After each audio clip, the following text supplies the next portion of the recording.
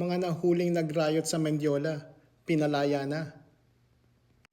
Pinalaya ni Mayor Isko Moreno ang 48 na kabataang dinakma sa kasagsagan ng riot sa Mendiola habang dinadaos ang trillion peso march noong September 21. Itinuturing kasi silang mga children in conflict with the law at isa sa ilalim na lang sa diversion program under sa batas ng Juvenile Justice and Welfare Act of 2006.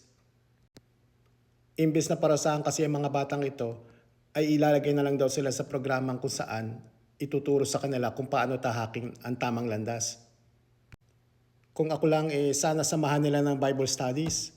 Kasi ayon sa Kawikaan chapter 4 verse 11, aking itinuro ka sa daan ng karunungan, aking pinatnubayan ka sa landas ng katuwiran. Yung mga magulang naman ng mga kabataang ito ay pumayag na tumulong sa paglilinis ng kamay nilaan. Ito daw ay kapalit sa pagpapalaya sa mga anak nila. Sinabi rin ni Mayor Isko Moreno na alam niyang lahat ng tao ngayon ay galit sa gobyerno. Pero dapat isaalang-alang daw na merong mga karapatang pantao na dapat igalang.